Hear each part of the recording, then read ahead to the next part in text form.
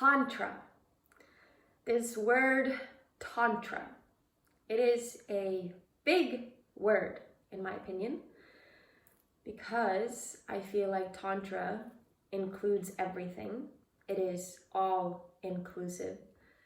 To me, Tantra, when we hear that word today, maybe so much comes up because, first of all, in my world, there's a lot of talk right now about tantric teachers who have abused their power and people who have felt harmed in tantric spaces, in spaces where it's the tantra that involves like sex and intimacy, or practices that are involving working with sexual energy and the genitals and things like this.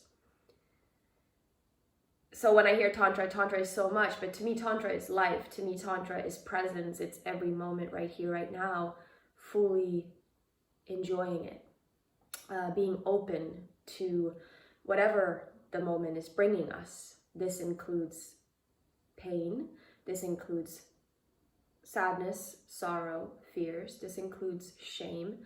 To me, Tantra is all inclusive.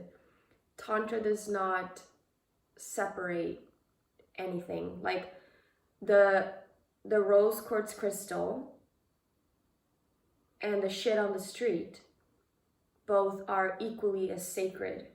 And if they are in one's experience, like if the rose quartz crystal is in my experience, I will see that as sacred, and I will worship everything in my now present moment. Everything that I see is worthy of my worship.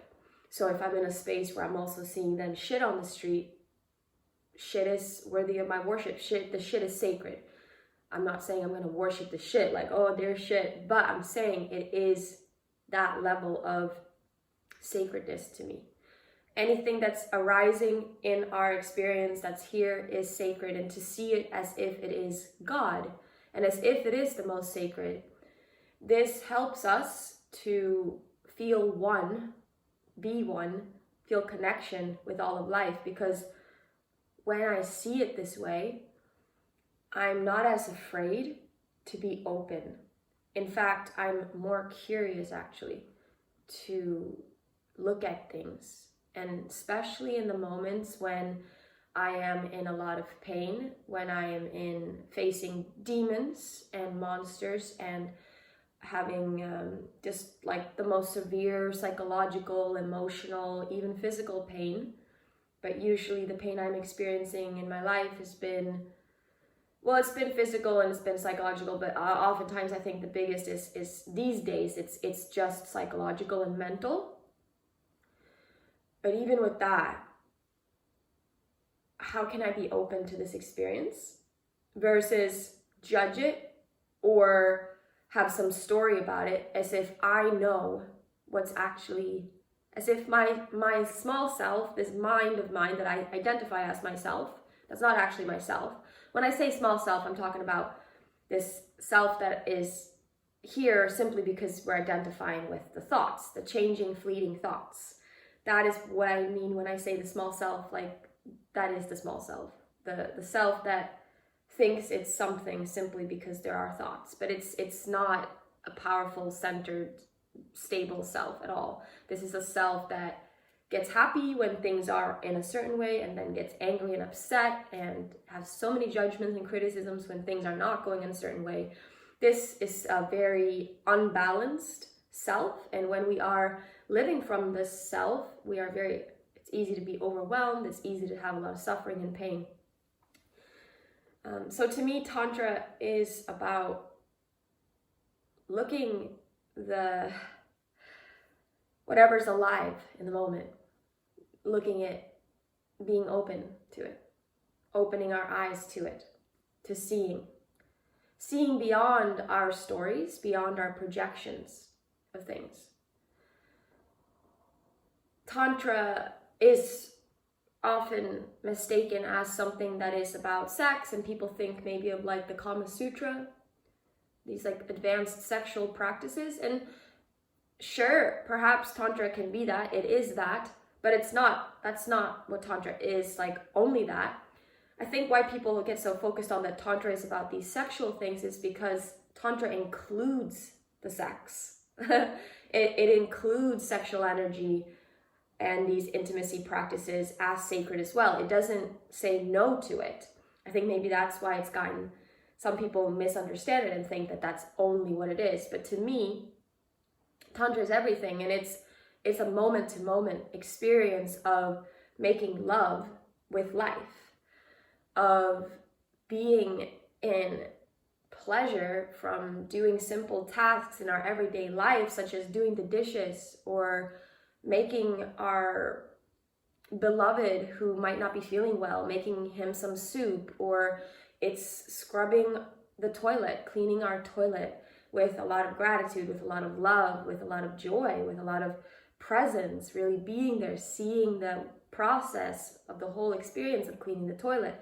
To me, Tantra is a full presence, meeting every moment as if you are the greatest lover and you are meeting a lover and you want to be fully present with them, feel all of them. So that's why with Tantra, it's like, then when pain or anxiousness or something arises, it's like, I'm not gonna just close myself off to it and be tense to it. I'm gonna open my body up. How can I open myself up to this experience as well and let this energy also have its space here now? And I'm not gonna hold on. It's not about holding on to it and dwelling in it, but it's about when it's here to breathe open to it and to give it spaciousness to be as well. Like everything gets to exist, basically. Nothing is less holy than one thing. It's all the sacred. This to me feels like Tantra. And Tantra is also about inner union. In fact, I really feel like the biggest problem, what happens in these spaces with Tantra festivals and tantric trainings and things like that, is that people go into them, people who have not yet had the foundations of Tantra, the foundations, which is presence, which is stability, which is balance, which is inner union. It's this union of masculine, feminine within oneself, and wholeness. This is so important, I feel, in order to actually move into the spaces of connecting sexually and activating all these different parts of our bodies with other humans. If people go into those spaces and they have not yet gotten to that place within themselves where they trust themselves, where they know what their no is, where they can trust in their no and trust in their yes fully. If people are moving in these spaces and they are not fully 100% stable, it can actually be dangerous and it can be harmful, because people, first of all, when we do the tantric sexual practices, they create altered states. When I do these practices, when I cultivate sexual energy puts me into an altered state. It's like a natural way to experience a very high altered state. And so what happens, what gets a lot of people in trouble and what creates, I think, a lot of this trouble we're seeing is that, yeah, humans who maybe haven't stayed long enough time in the space of the meditation, the inner work, the individual work, the work that's about discovering who we really are, getting to know ourselves, really feeling clearly our own, internal world, and also like feeling the power of our no, accessing our primal power, our real fucking powerful no, because we feel our no. We know there is a way to feel so powerfully what is a no. So the important thing about knowing our yes and our no, clearly what that feels like in our body, is that when we go into these spaces of, for example, a Tantra festival, there's also sometimes at these festivals, there might be these parties in the night, temple nights, parties, like gatherings where people can just explore and play in all kinds of ways. It's important that we're clear on our yes and our no, because if we're not, and if we're in these spaces, we might have just gotten really activated and charged up from that workshop we were just at, where it was like a 3-way massage thing and we got naked and there was oil, and now we're like done with that workshop and we're out in the field again, and now there's a play party over there. It's like, oh, well, I feel so open, I feel so alive. You're in an altered state. You're in an altered state. And yes. So what can happen is that some people are in that space, and then they might, and it's dangerous actually if people get into those altered states when they're not stable and when they have not done the first step in what I feel is like the first step of Tantra, in order to be able to practice it with other people and in order to be able to go into the sexually advanced practices, whatever, is to have the advanced disciplined practice with yourself. Meaning meditation. I feel meditation is super important. I feel that Vipassana meditation, as taught by S. and Goenka, is really, really important. It's a first step to being able to practice Tantra with other humans and to start connecting with other humans, especially if you're going to start connecting in ways that might bring up sexual energy. Because sexual energy, when that shit comes, like, it's so powerful. It's a powerful energy. We better damn well be stable, balanced. The inner union. This is Tantra for me. Tantra is inner union of feminine, masculine energies, recognizing that we have both within us. We have masculine, we have feminine, and they come together in union within our heart. And from that place, we feel whole, present, alive and juicy and amazing. And our feminine feels that she can dance and play and have fun. Meanwhile, we feel the presence of the masculine energy that is very stable, centered, spaciousness for ourselves to be able to flow and have fun. But our masculine keeps us to not lose ourselves in the feminine and completely just like, oh, and then all of a sudden go into this big washing machine of all these sexual experiences because we felt so open, we felt so turned on, and all of a sudden now we're spit out and we're like, whoa, wait a minute, what happened? I was feeling really good, but now I feel bad. It's all catching up to me. Oh my God, I was in an altered state. I was all activated from sexual energy because I was at a Tantra festival with all these beautiful humans. But it doesn't feel good anymore. I wasn't a full yes to that. For example, that's why it's dangerous when people go into the tantric spaces without having these boundaries, without knowing them clearly in their body. And also it's dangerous if people go into these spaces without, taking that responsibility, self-responsibility. And it's important that teachers of Tantra, people who are teaching this stuff, are able to recognize in a person, are able to see, oh, I'm clearly seeing this person right here is not balanced, is not centered, she's not, or she or he is not fully in their place of remembering that they're whole right now. They're actually looking to me as if I'm someone that can fulfill them or help them or make them be more enlightened, or as if I have the answers.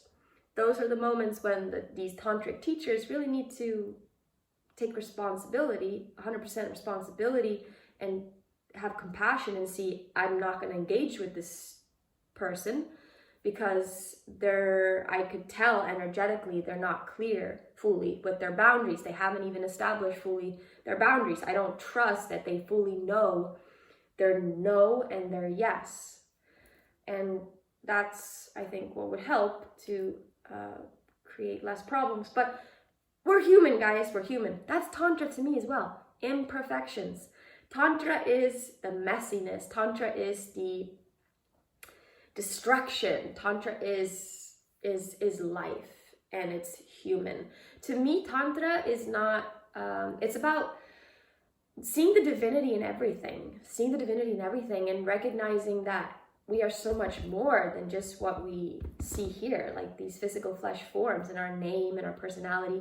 But also to really, and Tantra to me is also really about going deeply in to the human experience and seeing that even the most like gnarliest shit is divine. Tantra is not saying only the infinite energy, only spirit and the divine is what's spiritual. In Tantra, it is also what's spiritual, is literally like anal massage or whatever. But like, yeah, it's the physical flesh body and it's sex. Sex is spiritual in Tantra, and it is transformational. Everything in Tantra is the portal, the gateway, the opening to experience the one, to experience God, to experience the divine. Everything. That's why sex is such a beautiful way to do that. Like, but we only do it when we're ready. Or even any sort of like intimacy practices. We only move into spaces with other people once we have gotten stable within ourselves and feeling that wholeness, remembering our wholeness. Because otherwise, it can get dangerous. It's a lot of problems that can happen. I do not want to engage with other humans intimately in any way if I'm noticing that I'm in a space where I'm actually just needing presence. I need presence from myself. I need to be present. I'm not present. I need to be present. I don't want it from anybody else. I don't want someone else to be present with me. I need to be present within my own self, feel my own energy inside. And once I feel that, then from that place of wholeness and joy and overflowing of love, then I'll connect. And it's amazing what journeys we can go on.